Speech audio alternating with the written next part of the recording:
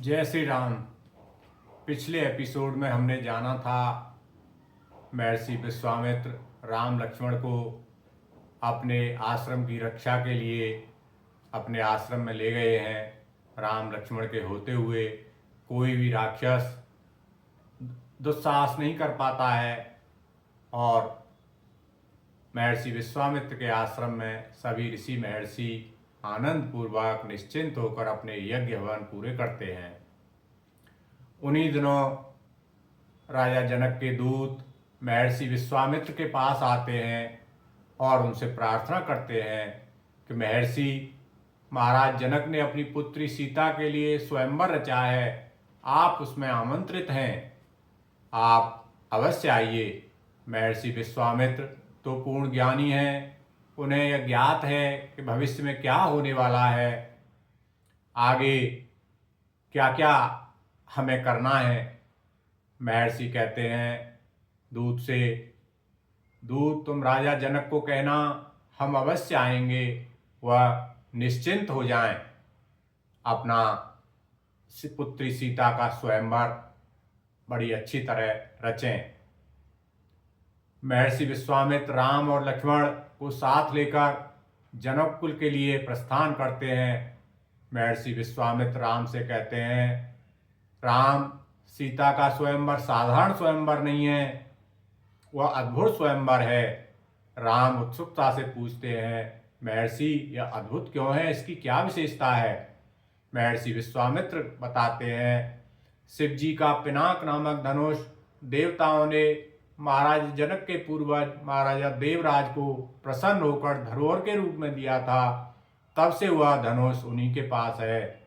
वह धनुष बहुत शक्तिशाली है, उसे कोई साधारण मनुष्य उठा नहीं पाता, उसे बड़े से बड़े योद्धा भी उठाने में समर्थ नहीं हो पाते। स्वयंवर में उस धनुष को उठाकर जो उस पर प्रत्यंचा चढ़ाएगा, सीता उसी के गले में अपनी वरमाला डालेंगी और वही सीता का पति होगा। महर्षि विश्वामित्र राम लक्ष्मण दोनों भाइयों को साथ लेकर जनकपुरी के लिए प्रस्थान करते हैं। रास्ते में चलते चलते गंगा जी आती हैं। महर्षि विश्वामित्र राम से गंगा की पूजा करने की कहते हैं। राम पूछते हैं, महर्षि गंगा जी की क्या विशेषता है। महर्षि विश्वामित्र कहते हैं, गंगा जी के साथ तुम्हारे पूर्वजों का बहुत बड़ा संबंध है। तुम्हारे पूर्वज ही गंगा को विष्णु जी के चरणों से उतार कर पृथ्वी पर लाए थे, उनकी कथा इससे जुड़ी हुई है। राम पूछते हैं, महर्षि हमारे पूर्वजों की कौन सी कथा गंगा जी से जुड़ी हुई है, कृपया विस्तार से बताइए। महर्षि कहते हैं, इक्ष्वाकु वंश के राजा सगर ने अश्वमेध यज्ञ किया था। अश्वमेध यज्ञ का अश्व इंद्र ने चुराकर पाताल लोक में महर्षि कपिल के आश्रम में छुपा दिया था, क्योंकि इंद्र राजा सगर से ईर्ष्या करते थे।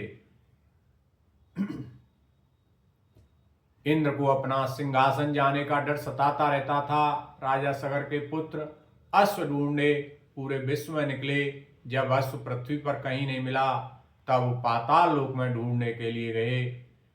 वहां पाताल लोक में अश्व कपिल मुनि के आश्रम में बंधा हुआ मिला। यज्ञ का अश्व देखकर महाराजा सगर के पुत्रों ने कपिल मुनि से पूछा, कपिल मुनि, हमारा अश्वमेध का यज्ञ आपने क्यों रोका हुआ है, क्यों बांधा है। यह देखकर सगर के पुत्र बड़े क्रोधित हुए। उस समय कपिल मुनि अपनी तपस्या में लीन थे, उन्होंने कोई उत्तर नहीं दिया। तत्पश्चात राजा सगर के पुत्रों ने कपिल मुनि का आश्रम तहस नहस कर दिया और कपिल मुनि का अपमान भी किया।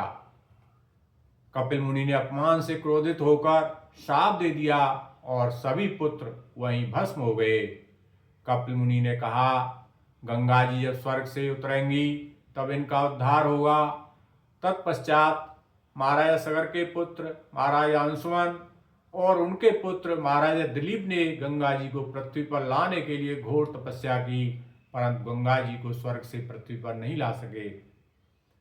फिर उनके पुत्र भगीरथ ने भी घोर तपस्या की और ब्रह्मा जी ने भगीरथ की तपस्या से प्रसन्न होकर उन्हें वरदान दिया, गंगा जी पृथ्वी पर आएंगी, परंतु उसके तीव्र वेग को रोकने के लिए तुम्हें शिव जी को प्रसन्न करना होगा। राजा भगीरथ ने शिव जी की तपस्या की। शिव जी तपस्या से प्रसन्न होकर गंगा जी को अपनी जटाओं में धारण करने के लिए तैयार हुए। शिव जी ने कहा, गंगा जी का वेग इतना तीव्र होगा कि पृथ्वी पर पहुंच गई तो इनके तीव्र वेग को कोई रोक नहीं पाएगा और धरती फट जाएगी। अतः पहले मैं पृथ्वी पर पहुंचने से पूर्व अपनी जटाओं में गंगा जी को धारण करूंगा, जिससे गंगा जी का तीव्र वेग कम हो जाएगा। तत्पश्चात गंगा जी पृथ्वी पर जाएंगी और तुम्हारे पूर्वजों का उद्धार होगा। महर्षि विश्वामित्र कहते हैं, विष्णु भगवान के चरणों से निकलकर गंगा जी पृथ्वी पर आईं, इसलिए इसे भगीरथी भी कहते हैं, क्योंकि महाराजा भगीरथ की तपस्या से प्रसन्न होकर विष्णु भगवान ने वरदान दिया था। गंगा जी को वरदान प्राप्त है, जहाँ भी गंगा जल जाएगा वह क्षेत्र हरा भरा रहेगा, इसमें स्नान करने वाला पापी भी पवित्र हो जाएगा। गंगा जी युगों युगों तक पूजनीय रहेंगी। देवताओं का महत्व रहे न रहे, परंतु गंगा जी का महत्व युगों युगों तक रहेगा। महर्षि विश्वामित्र के इस तरह के वचन को सुनकर राम ने गंगा जी की पूजा आरती की और उन्हें प्रणाम किया। आज के एपिसोड को हम यहीं विराम देते हैं। अगले एपिसोड में हम फिर मिलेंगे। Thank you very much. धन्यवाद।